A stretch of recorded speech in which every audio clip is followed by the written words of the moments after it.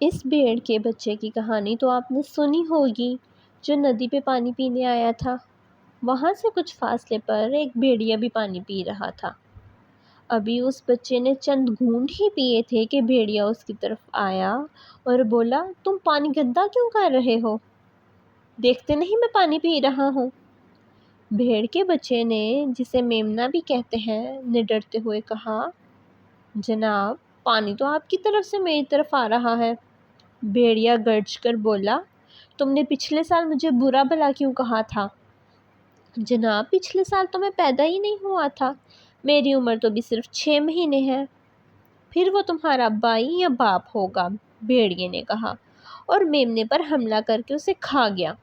لیکن بچوں، یہ کہانی اس میمنے کی نہیں ہے، بلکہ اس کے چھوٹے بھائی کی ہے۔ وہ اکثر اپنی ماں سے اپنے بڑے بھائی کے بارے میں پوچھا کرتا، تو اس کی ماں اسے یہ کہانی سناتی اور ساتھ ہی تاکید کرتی کہ ندی پہ پانی پینے نہ جانا۔ تو پھر میں کہاں پانی پیوں؟ وہ پوچھتا۔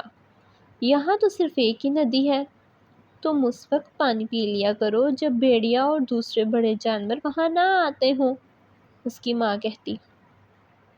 ندی پہ پانی پینے جانور عموماً صبح اور شام کے وقت آتے تھے، اس لیے میمنا دوپہر کے وقت پانی پی آتا۔ لیکن دوستو، کہتے ہیں کہ ہونی کو کون ٹال سکتا ہے؟ میمنے کا سامنا بھیڑیے سے ہونا تھا، سو ہو کر رہا۔ ہوا کچھ اس طرح کہ ایک دوپہر میمنا ندی پہ پانی پی رہا تھا کہ اسے دوسری طرف سے بھیڑیا اپنی طرف آتا دکھائی دیا۔ میمنا سنبھل کر کھڑا ہو گیا۔ تم پانی کیوں گندا کر رہے ہو؟ دیکھتے نہیں میں پانی پی رہا ہوں، بھیڑیے نے حسبِ رواج چلاکی سے کہا۔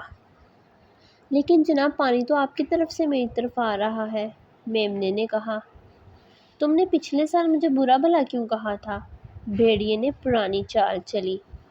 جناب وہ میں نہیں، میرا بڑا بھائی تھا، اور آپ نے اس بیچارے کو کھا لیا تھا، میمنے نے ندی کے کنارے کی طرف کھسکتے ہوئے کہا۔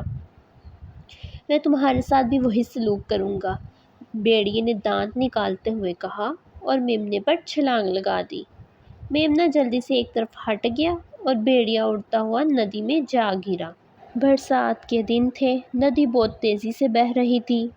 بھیڑیے نے تیر کر کنارے پر آنے کی بہت کوشش کی، مگر پانی کا تیز بہاؤ اسے دور بہا لے گیا۔